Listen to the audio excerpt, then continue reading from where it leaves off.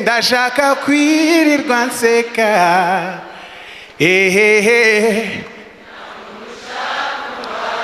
muri kumvangira. Atume Bruce Melody aze mu kiraro cy'ingurube, bisaba kwijijisha cyangwa se kwirengagiza kutabona ko tuberanye. Nk'uruyuki ku rurabo, nk'urumuri mu mwijima, uko niko tuberanye. Ari mu ngurube. Najyaga nkora indirimbo z'urukundo, nazira barabavugaga ngo ndirimbire ingurube, ariko izi confidence akenshi ziterwa na background y'umuntu. Nuhitamo neza hano uri, ukiha icyizere, ubwo ni choice na confidence, ubundi ukagira intego y'ibyo ushaka kugeraho, wowe ubwawe ushobora guhindura ubuzima bw'umuryango wawe. Uko ngaragara niko nahisemo ko mumbona. Sometimes ashobora kuba atari ko ndi. Turi kure yaho twakabaye turi. Hano dufite abana mufite amahirwe amwe yuko leta y'u Rwanda ifite belt. Utekereza ute mu maso hawe uhuye n'umuntu wo kubaza ikibazo cy'abandi bantu ufite icyawe kiruta icyawe? Umuntu ntago ari icyo ubwe yimariye, ahubwo umuntu nicyo amariye abandi. Arakoze cyane, ni umunyamakuru mwiza kuko azi guhangana, kuko abanyamakuru barahangana. Ngewe nugera gukora stage uraze nyiguhe, ariko ntabwo mvuze ko nzaguha akazi. Iyo ufite impano ntabwo ari wowe uyihitamo, niyiguhitamo nyine iragusunika kugera igihe ibintu ukora bikundiye. Kandi abantu bato nta mafaranga bagira, ntibakababeshye. Uko mutureba turakubitika, turamenyekana, ariko tukaba nta kintu dufite iyo turi gutangira. Ukabona ibintu bari gukora ntago babizobereye, ntibabyize. Ubwo utangiye gutera imbere, ugashaka ababisobanukiwe kubarusha, ukabukereye abanzi ba mbere. Icyo ni icyiciro cy'abantu batangira kukurwanya utazi icyo baguhora. Bari bazi ko mu rugendo muri kumwe baragufashije koko, ariko ushatse ababarusha ubumenyi. Murabona twese n'ubwa mbere twaje ku isi, nta muntu wahaje mbere. Hari inama bakugira, ariko nawe ufite umutwe nyine uratekereza ibintu ukunze. Hari igihe byo bitagukunda. Nta muntu ukubereyemo ideni ry'ubuzima bwawe. Rero nimba ukigira isoni ngo ninkora ibi barandeba, nunasonza bazakureba. Ikindi ni uko igihe cya nyacyo nyine ni icyo ufite, kubera ko gushakira igihe mu gihe uba urimo urata igihe.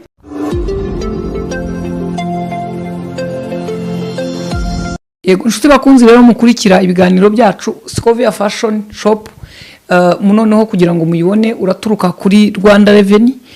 Hari akarenge kanditsemo Scovia Fashion Shop muri nyubako ya Mike, muri Mike. Ako karenge kari mu ibara ritukura. Iyo urebye hasi ibara ritukura ribona harimo nomero za telefone wahamagara. Ako karenge kanditsemo Scovia Fashion ugakurikire karakujyana mu iduka ngo pi. Kuri wowe ukunda kwambara bya gisirimu kaberwa, gana Scovia Fashion House. Muri Scovia Fashion House urahasanga amashati meza y'abagabo y'ubwoko bwose kandi ya original. Tunabafitiye amapantaro ya original kandi akomeye. Muri Scovia Fashion House tunabafitiye imyenda myiza y'abakobwa n'abadamu itandukanye. Scovia Fashion dukora mu nyubako ya Mike. Winjira ahakorera Rwanda Revenue, ugakurikira akarenge kanditseho Scovia Fashion Shop, kakugeza neza aho dukorera. Kuri ubu kandi tufite umwihariko w'uko dufite atelier ibadodera amadorari zose mwifuza. Ku bindi bisobanuro wahamagara kuri 07 94 280 443 cyangwa se 07 45 28 084. Scovia Fashion Shop, style with us.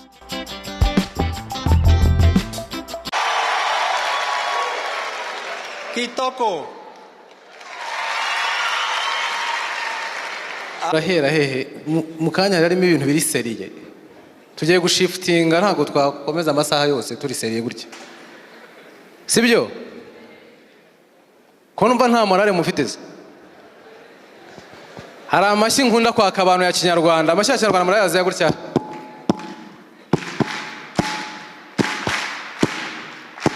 Buryo mugabo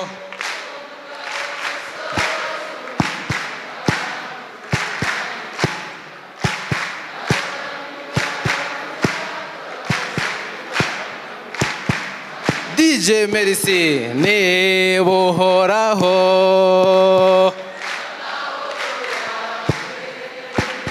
niba uhoraho yerutewe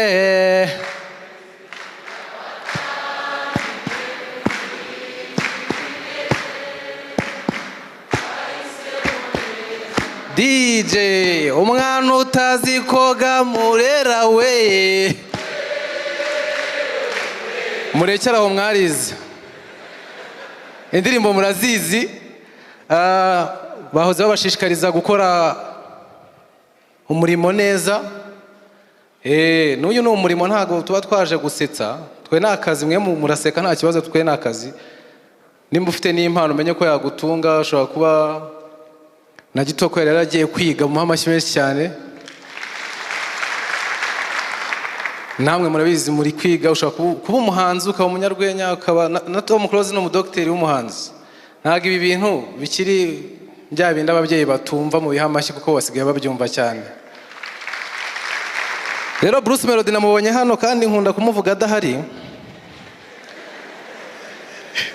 ni ukuvuga ngo Melody nkunda kubwira abantu Melody akunda hano mujya murya akawunga n'isosi nibyo byo kurya kunda kurya byatari kurya nabiririmba Melody yashatse kuvuga ngo iriya sosi arabicurika aravuga ngo sosiriya sosiriya siriya ahita avuga ibintu arisha ya sosi ngo kawu kawu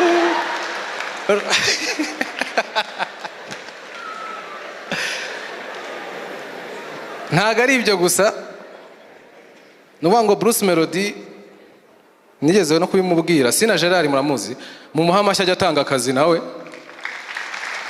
Sina Gerard akora business zose ariko ajya kwita amazina byose na akabanga akarabo agashya kandi ni za A gusa afite n'agasitasiyo hari imbere nimba mujya mucayo sinzi n'abavuze ngo afite agakiriziya ariko ntabwo ndishuwa ni za A gusa rero afite na business y'imbwa iri no kumwinjiriza muri iyi minsi akagira n'indi y'ingurube ariko ingurube yashyizemo buriya ngo ingurube zacurangiwe ukazihata umuziki zirabyibuha zigakura neza mu kiraro cy'ingurube rero nahise mvuga ati nimba ubushakashatsi bwarerekanye ko ingurube yacurangiwe ibyibuha nibwemeza ko iyo wayiririmbiye live ibyibuha cyane urumva ko ba Bruce Melody bazabona akazi ba Kitoko bagenda bajya mu biraro bya Sina Gerard Kitoko ajya agenda mu kiraro barabaze umukunzi ni ikirage hakundanye iki nkuko baririmba ngo watatujua tu porepo mu kiraro cy'ingurube amafaranga agenda aza gutyo birangire atume Bruce Melody aze mu kiraro cy'ingurube noneho hari ukuntu indirimbo nyine ingurube ziba zishaka indirimbo zituje ubwo Melody nawe yaririmba indirimbo zituje yaza akazireba bisaba kwijijisha cyangwa se kwirengagiza kutabona ko tuberanye nk'uruyuki ku rurabo nk'urumuri mu mwijima uko niko tuberanye ari mu ngurube ndakubona ngahinduka mu mboni zawe nkibona simenya aho dutaniye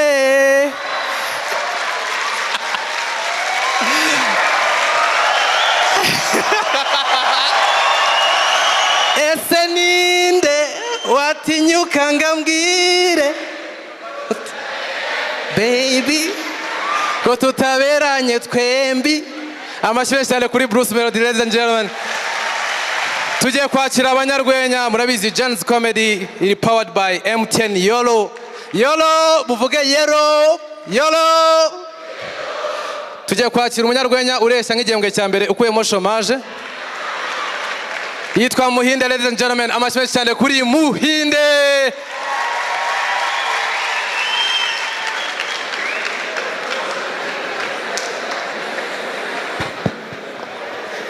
muri kumbona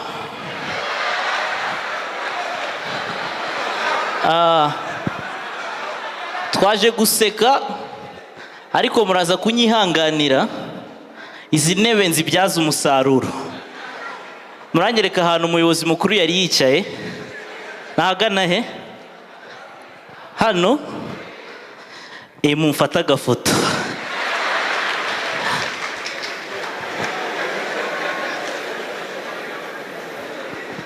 Iyi foto nzayikoresha naka inguzanyo. Murakoze cyane.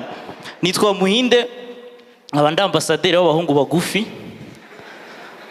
Nyaboneka duhura n'ibibazo bikomeye bitoroshye, akaba ariyo mpamvu umuvugizi wacu Scovia ibibazo byacu natwe uzagerageza ubitambutse.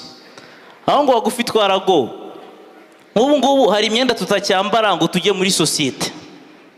Nk'ubu ngubu niba uri mugufi nkugira inama, ntabwo wemerewe kwambara imyenda y'umweru ngo ujye gusura ahantu batakuzi. Ikosa rikomeye. Niyeze kwambara imyenda y'umweru njya gusura ahantu batanzi, twicaye mu nguni turi kuganira, umuriro urabura. Umara iminota myinshi utaraza. Umusaza wari wicaye mu nguni arandeba, anje anunga urutoki ngo ariko mwacanye iriya buji.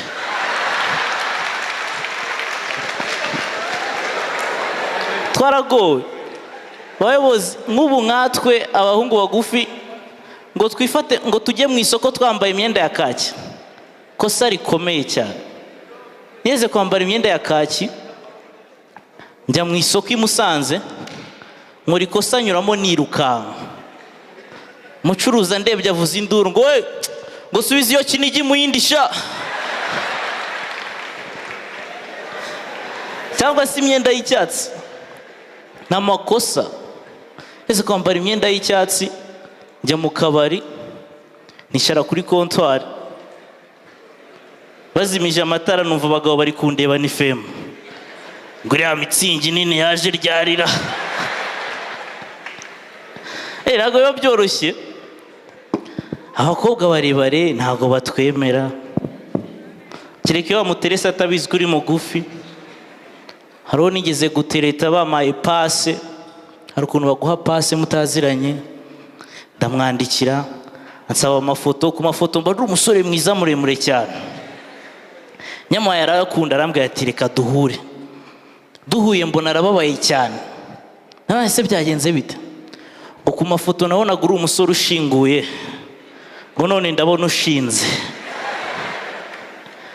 Ariko buriya muri entertainment ntabwo ari njye wagowe cyane, ahubwo umuntu bita Kenny Sol.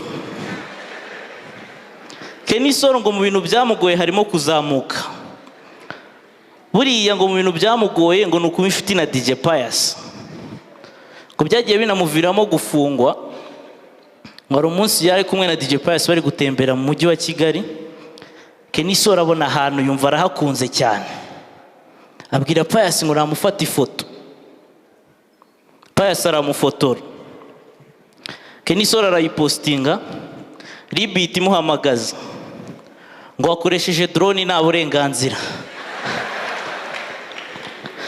Kenny Sol ngo bigeze kumwirukana ku Nyundo ngo ntago aririmbira hejuru.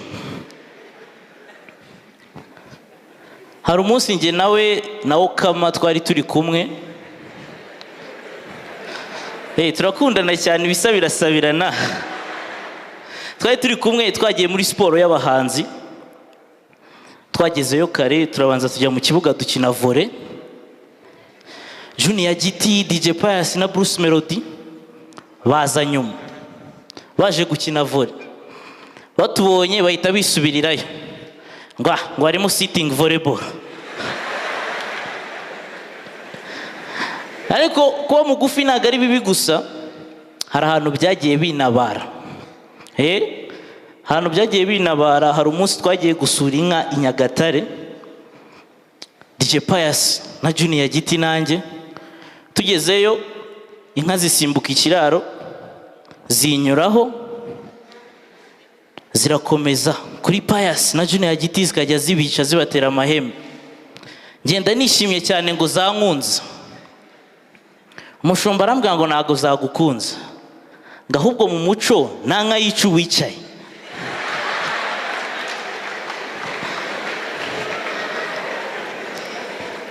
umuziki wacu wateye imbere mu minsi ishize. Element yagiye muri Youth Connect, His Excellency yaje, Element arahaguruka asaba ijambo, aravuga ati nitwa Element, ndi umuhanzi, ni njyewe waririmbye Fou de Toi, amukubita na kapela. Abantu bajya kuri YouTube baramuvuga ngo wahagurutse, ngo nicyo kibazo cyonyine wabonye wavuga ngo waririmbye Fou de Toi. Abana ariko twagize amahirwe, hahaguruka Element. Iyo aza guhaguruka Bruce Melody agahaguruka akavuga ati nyakubahwa nitwa Bruce Melody, ni njye waririmbye Akinyuma.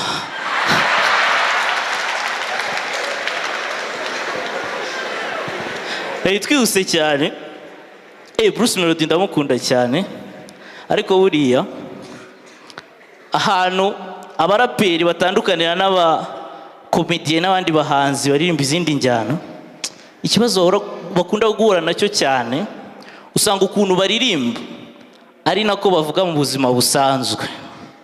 Twe turi kumwe na Diplomate hanze, umujama munyura wamushikuza telefone, Diplomate aratabaza nitwabimenye. Umujama yamunyuza wamushikuza telefone, tugiye twumva ngo ye baba telefone yanjye mwene ngango arayitwaye. Uko suri inyerera niko imitungo inyerera. Thank you ladies and gentlemen. Amashyi cyane kuri Muhinde. Katwirukange twakire Rumi yanize hano. Amashyi cyane twakire Rumi. Abasa mwaramutse neza.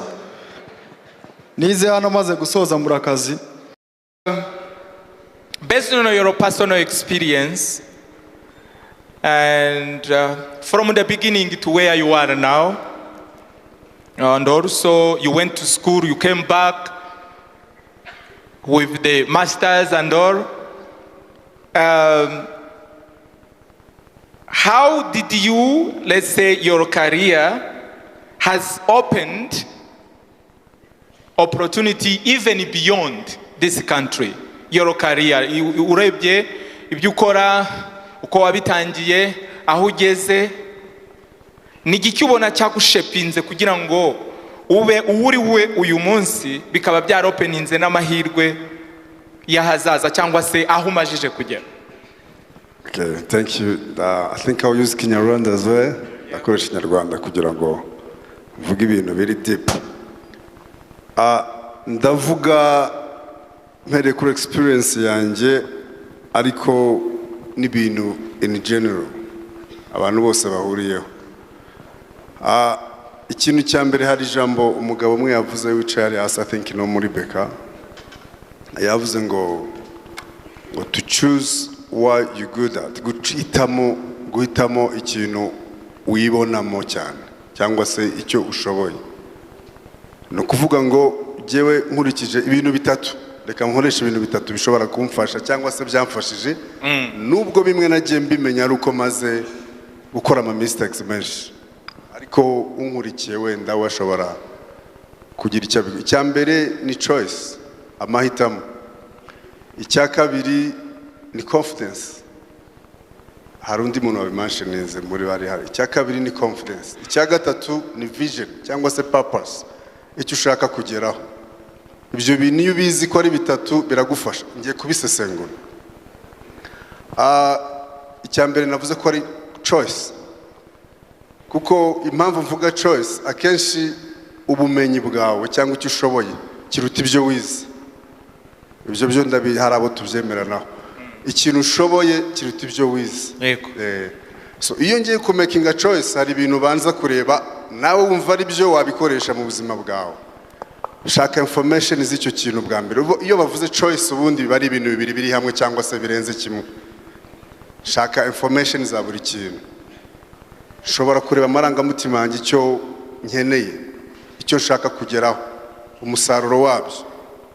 Nimwe turi kubwira umusaruro wabyo. Ubundi nshobora kugisha inama. Icya kane nkurikiza kuri icyo ni ukureba icyo nkunda nanjye ubwanjye. So iyo choice, iyo warangije guhitamo ugahitamo ikintu wiyumvamo, nta kintu gishobora kuguca intege. I think wabaza nka Bruce Melody. Ejo bundi nabonye babaza ikiganiro, hari abantu babaza ngo hari umumanager wa Bruce Melody yitwa Gael. Okay, umuntu yabajije undi kibazo kuri Gael, amwereka ifoto ya Gael, amaza ngo uyu muntu umubana hiki. Amuvugaho ibintu byinshi, avuga ko ari umuntu wikingura imiryango wenyine, udafite famille yaturutsemo. Ibyo byose nta kindi choice aba yarahisemo, ariko arongera agaruke mu kindi kigero cya kabiri. So iyo wahisemo neza, ubundi choice ishobora kukurangiza cyangwa kubaka. Hano nibaza ko kuba waza muri iyi nzu, kuba uri hano, byanze bikunze hari isomo wacuzinze kwiga riguhesha amanota yo kuba wicaranye n'aba bose. Iyo uhitamo nabi, wari kubura ahandi hantu, wenda muri baba motari papa yavuze n'abandi. Okay, ntabwo tugiye kubatuka, ariko nibaza ko bamwe muri bari uko babuze amahirwe. Hari ababikora kugira ngo bisapotinge, hari n'ababikora kugira ngo kubera ko nta indi choice. So wowe uri hano kubera ko wahisemo neza ibintu ushoboye. Icya kabiri ni confidence. Iyo iri strong, iyo irakomeye, nyiziho kubera ko ndi umuntu uvuka mu muryango usanzwe, aba British, aba Ongereza bakunda kuvuga ngo ni humble family, iri isanzwe.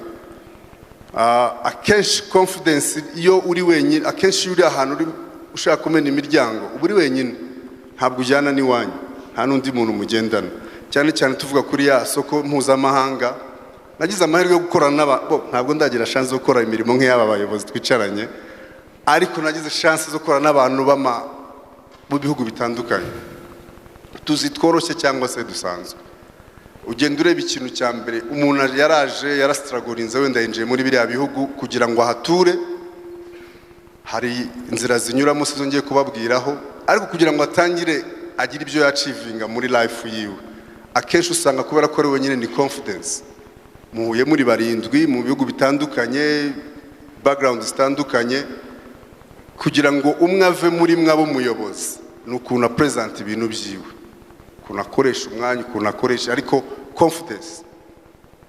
Murabizi hano hari igihe uza mu ishuri ugahura n'umunyeshuri kubera kubona ko yambaye neza se, hari abamusura batandukanye n'iwanyu. Izi confidence akenshi ziterwa na background y'umuntu, kubera kuzi kusiza umubyeyi ahinga, nta wundi muntu w'iwanyu wageze muri kaminuza, bigatuma kuvugisha undi muntu wumva wisuzuguye. Ntabwo ari byo. Bano bantu bose mubona bakomeye n'aba bayobozi buriya mubabajije, hari abenshi bicara hano nta muntu umupushinze, kumena umuryango we wenyine. So confidence, niba ukeneye kuva kuri soko ushaka kujya ku rindi, deja ufite cya kintu twavuze cya mbere cyo kuba waracuzinze ikintu gifatika, uzi wiyizeyemo. Confidence vuga ikintu, icyo udashoboye ukibaze neza, ariko wigaragaza ko uri wikwijudginga before yuko undi muntu akujudginga. Ikindi kintu rero kintera intege ari nacyo gikomeye, n'iyi leta yacu yagiye bivugaho kenshi, ariko njye mbyumva ukwanjye, si yo mpamvu, ni purpose, ni vision, hari undi muntu wabivuze, ni intego y'icyo ushaka kugeraho. Ntureba bya bihumbi 2 babwiraga gusevinga, biragoye cyane gusevinga amafaranga udafite icyo ushaka kugeraho. Uyu munsi uvuze ngo ngiye kugura moto, njye mva mu ishuri nyitware, ndikoresha ingero bakoresha kugira ngo tugume muri ritime imwe.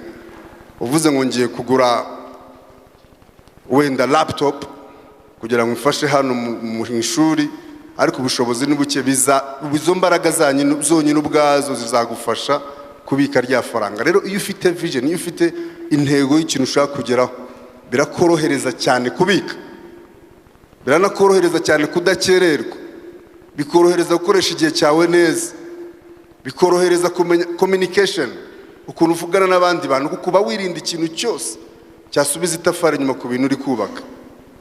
Rero nuhitamo neza hano uri, ukiha icyizere, ubwo ni choice na confidence, ubundi ukagira intego y'ibyo ushaka kugeraho, wowe ubwawe ushobora guhindura ubuzima bw'umuryango wawe, kubera ko ntabwo uri hano upresenta, wowe uri hano upresenta generation izaguturukaho. So imyitwarire yawe iyo ukora mu buzima bwa buri munsi, hari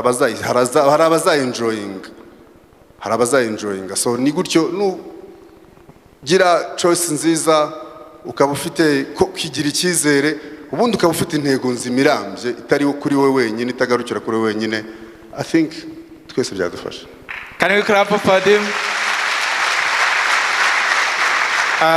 Mu bintu bigoye bibaho mbibabwire ni ukubona nimero ye, sibyo? arabeshya. Okay, good. Inimero arayimpaye, leta on tugira igitekerezo kariya summit dutangirira igikondo tumaze nk'amezi atanu, please come. Iyi ni inshuro ya 4 now. Ejo bundi yarari hari haruguru, simwamubonye? Ni bande bamubonye ari haruguru? Dore kandi ariko murareba iriya kiriya kintu gituma ushobora kwiyambura n'ubuzima bwawe ukabatereka nge hano ruguru utitaye ku bintu byose. Why you do what you do the way you do it? Ikibazo cye kiraruta ibibazo biri mu karere kugeza ubu. Arakoze cyane, ndashimira yuwara imyaka 4 dukorana kandi bandeba bakagira ngo hari icyo nafasha. Hanyuma n'abanyeshuri bandeba ukabona bakomye amashyi baramfana, n'urumva bari bayakomye basanga ntibafite impamvu, ariko ikiri hari gikomeye. Arabaza ngo biterwa n'iki, ngira ngo muvandimwe wacu Gitoko yabivuze, amahitamo. Amahitamo nuko nisanga ndi mu nyanja nini cyangwa hari abantu benshi ku buryo amaso y'abaraho batabona amahitamo usibye kundeba. Ayo ni amahitamo yanjye kandi uko ngaragara niko nahisemo ko mumbona. Sometimes ashobora kuba atari ko ndi, uko nahisemo nuko. Ikindi turi mu isi ikurura cyane, dutwaza imbaraga ariko tugahitamo. Ngira ngo ntabwo bisubiramo kubushe narabibabwiye. Twaje hano mu mezi nkaya niba nibuka neza, ariko ikintu kihari gikomeye nuko ngewe nshaka kuba ngewe. Ndi Scovia Mutesi, ndi umunyamakuru, ndi umubyeyi. Rimwe na rimwe hari igihe bantumira ahantu nkababaza ngo genda haza kuba nkora iki. Nta nubwo ndaba influencer nk'abantu bamwe hano bajya batumira ngo ni influencer, ko sindi sure ko hari abantu influencing, ariko nta mahitamo mufite mu byo nkora. Icyo nkora gikomeye rero, nubaka icyo mukora byanga bikunda ngo murebe. Ngewe ncuruza amakuru. Ese kugeza ubu aho amasaha ageze, inkuru ikomeye ni iyihe? Abafite internet murebe, nakoze ibishoboka ndiyaranja mu modoka ko hari haje inkuru idasimburwa n'indi. Mu modoka nkuri iyo nkuru yatambutse ndi mu nzira ngira ngo naringeze narengaga Muhanga. Iyo nkuru yari hari, iyo ntegereza kuzayivuga ejo. Mu by'ukuri buri inkuru busanzwe abasilamu munyihanganire, ariko buriya ngo umusilamu wapfuye ntajya arara.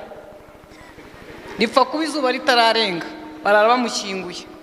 Inkuru rero tuyifata nk'umupfu w'umusilamu. Igomba kurara irangiye kandi karangiraho. Abatazi mu cyaro wacu ntago bahinga cyane, ariko naciye muri quartier bahinga, hari ibyo bita injumbure, aho bahinze bagasubiramo abana gutoragura ibyasigaye. Nkora ibishoboka ngo inkuru yanjye ize mu bijumba, hanyuma abandi baze kuza mu njumbure. Icyabaza ngo kinshoboza, nsa n'umuntu ufite inyota iyo ndimo gushaka inkuru.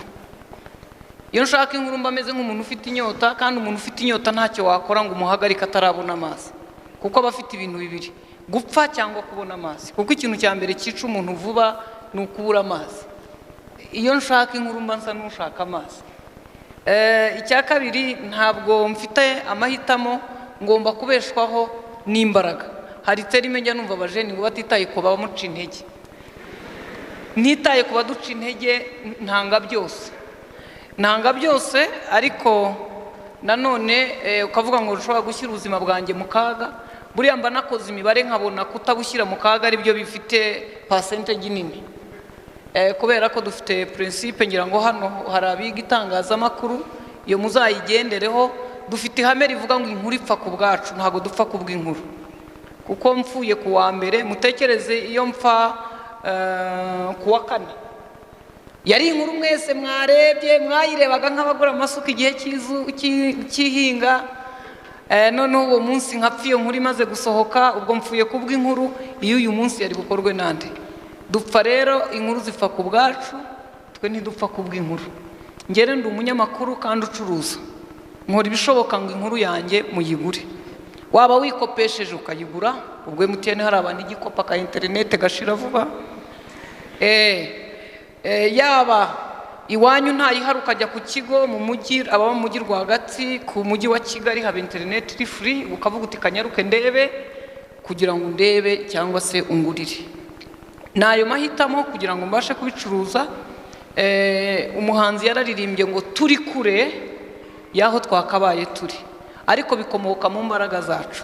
Mufite amahirwe kuko mwize. Reka nsubiremo iri jambo.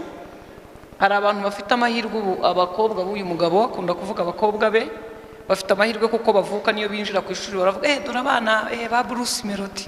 Urumva, aba bana bafite amahirwe. Rimwe n'abanje bashobora kuvuga dore abana ba runaka, ba Dr. abana bayi.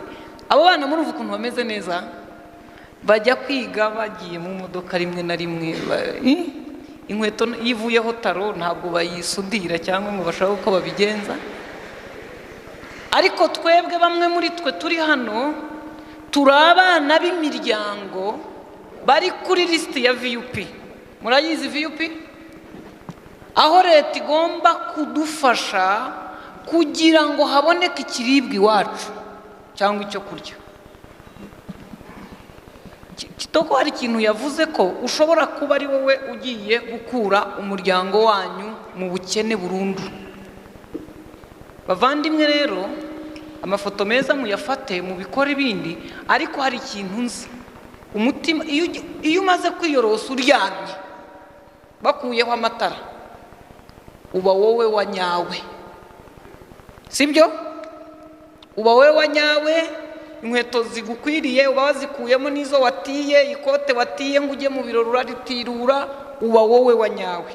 Nujya ujya kuba wowe wa nyawe, ujye wibaza ngo ndi mwene nde, mvuka he, ntakoze iki, byagenda biti.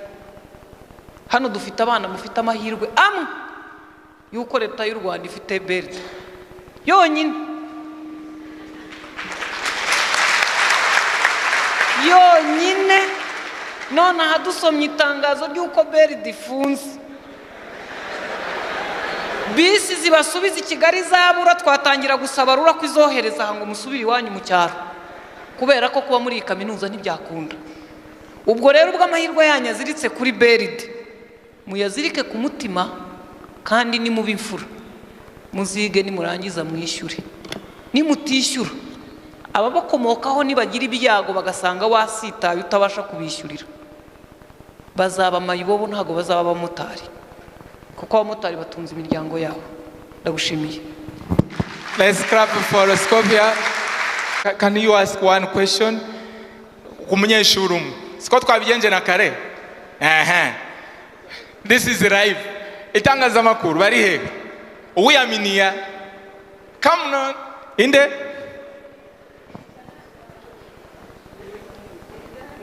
Okay. You stand up. Ugiye gusubiza kino kibazo bagiye kukubaza. Uhisemo se ko ngiye atari we nshaka kubaza. Okay. Uwundi ari he? Reka turareba washaka guhita. Uzi impamvu ntawe ndi bubaze se? Wabajije ngo abiga media ni bande bamanika ukuboko, kandi sinshaka kureba ukuboko ngo menye nyirako. Yego. Tubigenze gute? Nari nkeneye kureba isura ntazo bafite. Ntabahari. Ugeze ahaguruka se ntawe uhari? Nta n'uwageze hano. Dore noneho barabonetse. Uyu ntabwo yarahagurutse, nuko yarahagaze. Wewe wari uhagaze, subirayo. Aha. Ahari ari hehe? None kuraho. Nta kibazo. Nta kibazo. Nukuvuga ngo igituma narinzanye muramuha mic. Igituma narinzanye iyo challenge. Ubundi iyo bavuze ngo ninde, ukora ibishoboka ngo bakubone mbere y'abandi. Yego. Ntabwo ikiganza cyawe ushobora kugira ngo umenye niba uri umunyamakuru wasoma amakuru ufite ibigango waterura kamera se. Kuko hari bisaba imbaraga z'umubiri. Murakoze. My name is Jean Bosco Nsengimana. Please wandeba mu maso. I'm a year 1 student in journalism and communications.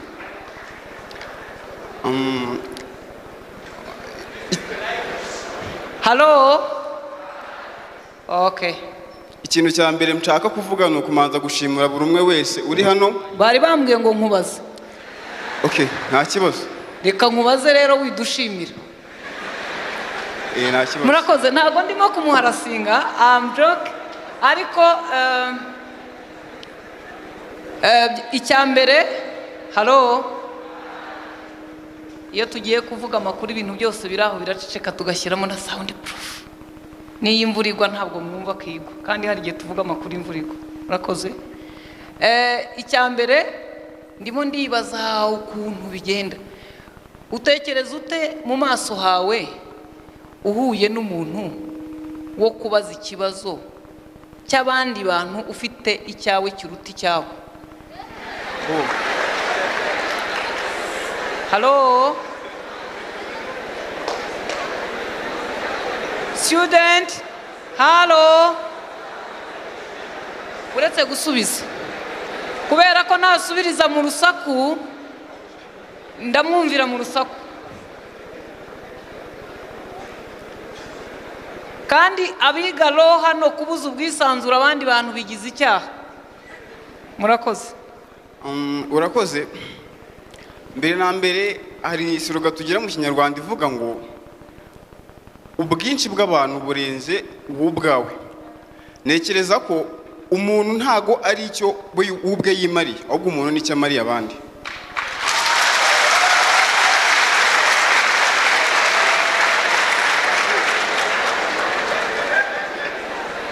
Kubwizo mpamvu rero agiye gutsindwa pe kubera mwebwe. Akenshi na kenshi nekereza ko abanyamakuru cyangwa se umunyamakuru abagomba kuba n'ijwi rya rubanda cyane cyane. Wenda nekereza ko hari nka platform bafite bo badafite. So rero abameze nk'intumwa yabo nyine ashobora kumva icyo kibazo cyabo even if ufite icyawe, ariko wowe ubwawe ntago uburenze society. Wiga mu wakangahe? Wiga mu wa mbere. Kuki utahaye mikoro wiga mu wa kane ngo bariwe mpakazi? Kuko uriho kubw'abandi.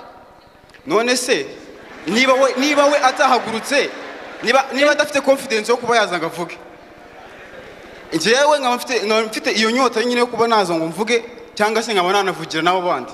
So rero sinekeza ko niyo mu wa kane yitinya ngo kuko ndi mu wa mbere ntaza ngo mvuge. Arakoze cyane. Ni umunyamakuru mwiza kuko azi guhangana, kuko abanyamakuru barahangana. Ariko akazi k'itangazamakuru njyewe nugera gukora stage uzaze nyiguhe. Ariko ntabwo mvuze ko nzaguha akazi.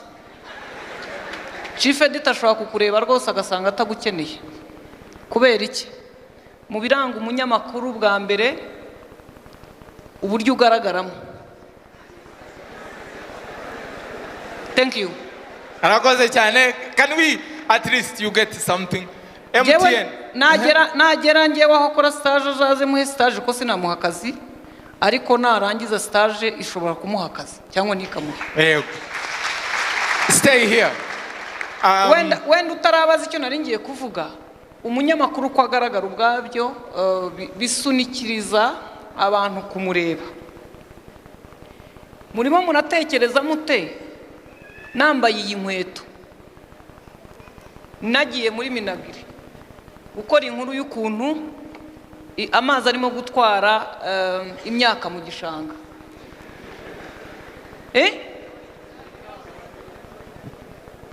Ikintu cya mbere mwarebaho kureba amazi arimo gutwara imyaka iri mu gishanga, mwareba uburyo inkweto yanjye irimo kurigita.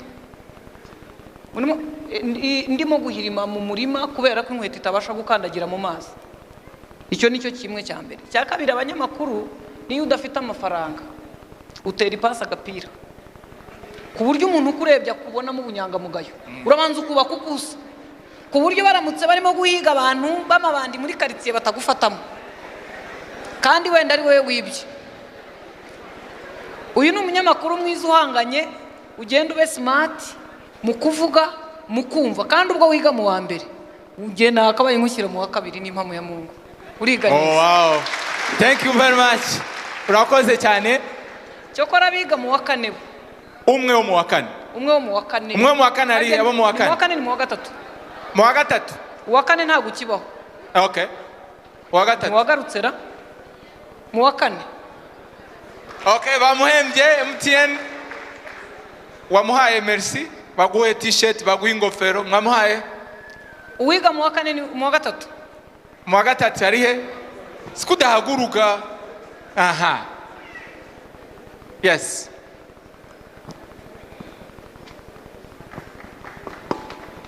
Murakoze. Nitwa Muhire Gilbert, niga mu mwaka wa gatatu itangazamakuru n'itumanaho. Yego.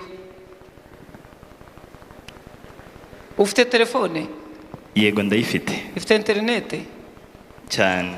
Kuva tugeze aho ayikoresheje iki? Nkorera Radio Sarusi, kubera ari radio ya kaminuza tuyikoraho mu buryo bwo kwimenyereza umwuga. Ndi umuyobozi w'imyidagaduro kuri iyo radio ndetse ndagira ngo hagarikiraho. Reka nkubaze ikibazo cya kabiri kuko cyambere ntiwagishubije. Urumva nabaje ngo yayikoresheje iki? Ageze muri Sarusi, kaminuza y'u Rwanda, imyidagaduro. Nicyo nari ngiye gusubiza. Oya, ngewe ibyo bindi ni byiza kuza kubibwira abantu ariko je ndimo ndabaza ikibazo cyanjye. Telefone yanjye nayikoresheje mu kwa updatinga social media za Radio Sarusi, nk'avaringa event y'imirakoruka. Telefone yawe ifite internet wayikoresheje iki? Nayikoresheje mu gukora update zibiri kubera hano kuri social media za Radio Sarusi. Kera twiga ikinyarwanda mu mwandiko barakubazaga bakakubaza ngo inyamaswa nkuru, ikibazo cyavuye mu mwandiko, inyamaswa nkuru muri uyu mwandiko ni iyihe? Iyo wasubiragamo ngo inyamaswa nkuru muri uyu mwandiko, mwarimu yabaga yakuye wahita kuvuga ngo ni impyisi, ni intare. Barabihakanye. Yego. Reka tusubiremo. Alo.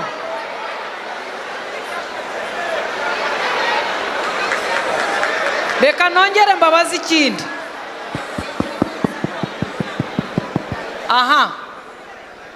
Icyambere cyiza nuko ntigeze niga mu gihe mwigaga.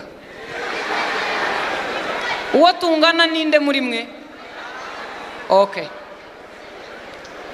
Iyo bakubajije ngo noneho kadusubire muri primaire ya gardienne ya yindi, barakubaza ngo kabiri guteranyeho kabiri, nawe wajya gusubiza ukavuga ngo kabiri guteranyeho kabiri ni gatanu, cyangwa warandikaga kuri kabiri guteranyeho kabiri warabikoporora ugatanga gatanu. Iyo ni imibare. Okay. Wowe rero w'umunyamakuru, yego, jya usubiza ikibazo utagisasiye. Kanguha urugero, tujya muri press conference bakavuga ngo buri muntu arakoresha umunota umwe.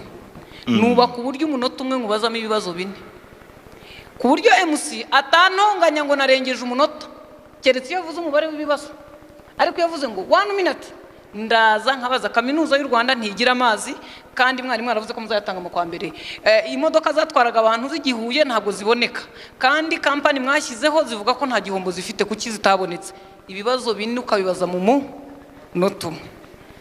Nawe ujya wisubiriza ikibazo, ntukajya usasire ngo urumva ngo iyo unyitegereje buriya ngo ukareba ngo usanga mu by'ukuri buriya nicyo barunkoreye. Wakoze cyane. Rero igituma wowe ntari buguhe stage, wavuze ko uri umukozi wa Sarusi, nkeneye umuntu udafite akazi. Radio Sarusi ntago dukoraho professional internship ni academic internship. Ntabwo nshobora gufata umuntu ufite amahirwe make ngo mwongereho menshi hari udafite namba. All right, so let's stop here. Abandi mikoro ntwaye isaha yose. Yego.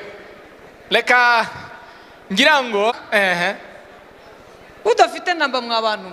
Nta n'umwe udafite. Mu wa gatatu mwese mukora muri kuri Sarusi. Mwese namubonye. What do you say? Ninde? Is this one niwe uri yego kumanuka? niwe buriya ntabwo numvise icyo yavugaga. Okay. Nawe uba kuri Sarusi? Aha. Uba kuri Sarusi? Oya, yahakanye. Wiga mu wa gatatu nawe? Nyihanganire kuko nari nkeneye amahirwe nanjye numvishe nabi ngira ngo ni umuntu ukeneye amahirwe hano ntabwo niga mu wa gatatu niga mu wa mbere. Amahirwe nari nkeneye. Mu wa gatatu waje? Niyo yatumye inze imbere. Ubwo uzaza mu stage nawe? Ubutaha. Ntawe. Wowe wiga mu wa kangahe? Mu wa gatatu. Ntabwo uba kuri Sarusi? Ntabwo uba kuri Sarusi. Urayihakanye. Okay. Murakoze nitwa Ishimwe Irakoze Setikeza. Sarusi uvugira kuri kangahe? 97 n'ibice 0.9. Ikiganiro cya mbere kiba?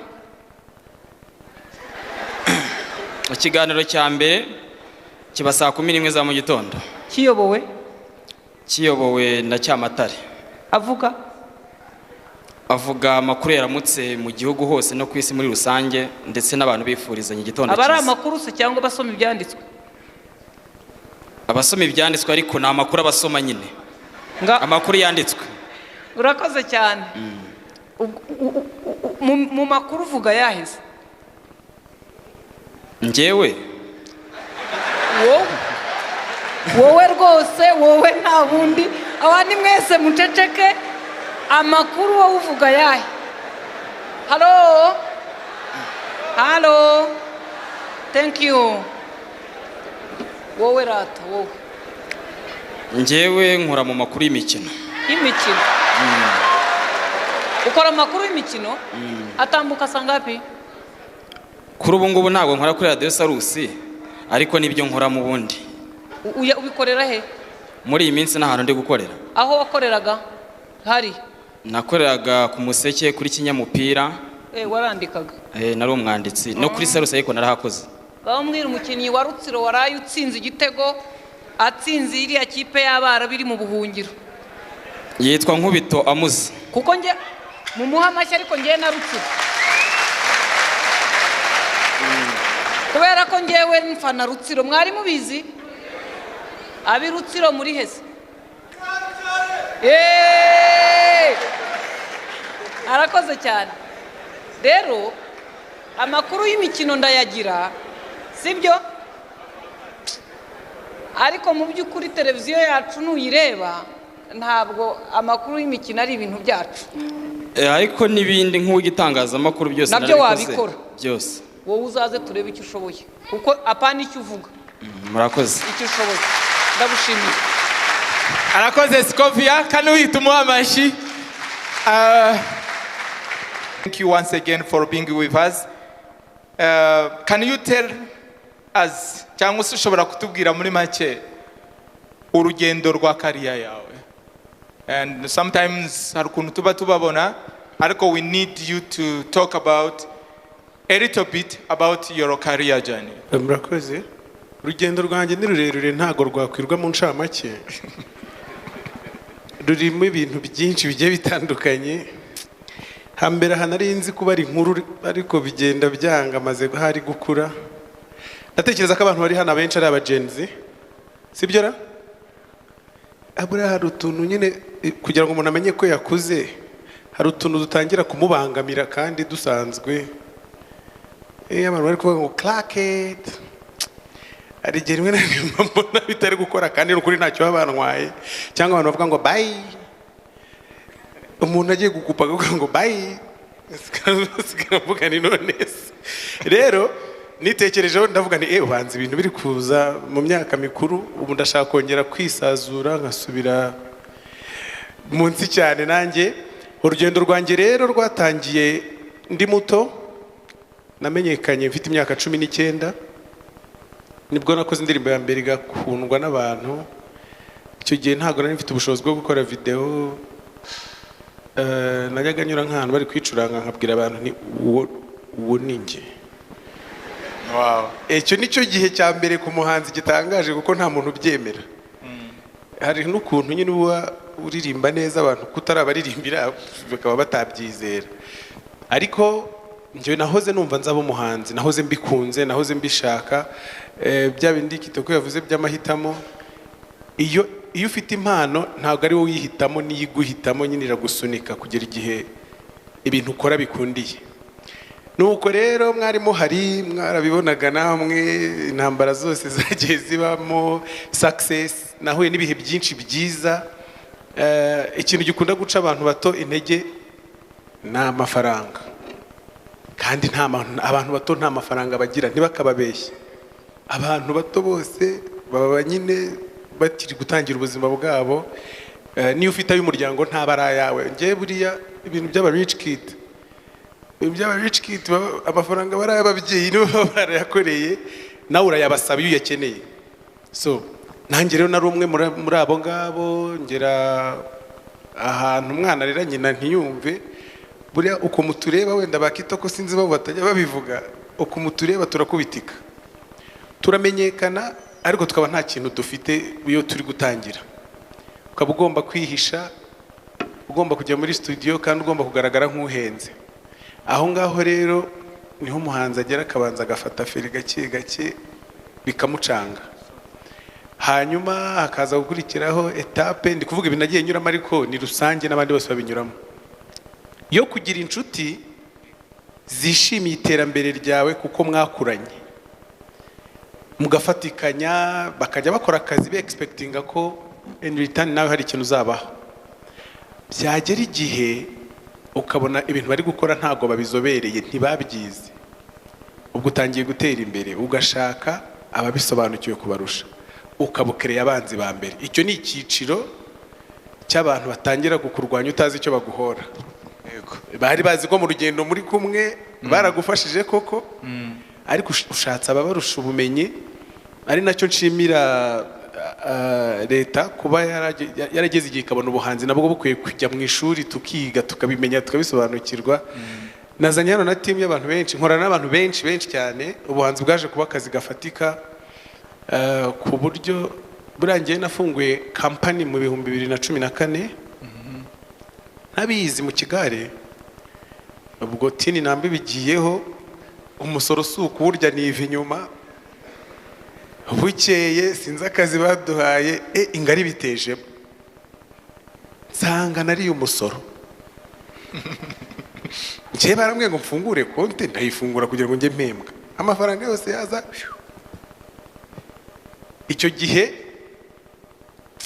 ndashimira Imana ko wenda uyu munsi abantu babyiga bakagera n'aba manager. Ntago umuntu yabaga azi ibyo ari byo. Bigeze kuduteranya turi abahanzi nka 10 na bangahe kabisa bari umusoro. Abantu b'ibisambo tujya kuri Rwanda Revenue gusaba imbabazi no kuvuga ukuntu ibintu bizagenda. Ni ikosa rusange riba ryarabaye kubera ko hatabayeho ubumenyi. Rero ibyo mbivuze kubera ko nzi neza ko kwiga, kujya mu ishuri, kugira ubumenyi ari ikintu cy'ingenzi ukazagikoresha mu buzima bwo hanze aho uzagera. Gutera imbere, naje gutera imbere, ndamenyekana, ariko buriya amafaranga yatinze kuboneka. Amafaranga yatinze kuboneka ku buryo najyaga nkora indirimbo z'urukundo, nazira barabavugaga ngo ndirimbire ingurube, ariko najyaga nkora indirimbo z'urukundo nshaka gutangira kujya ku isoko ry'ubukwe. Hakaba hari ifi nini yitwaga King James.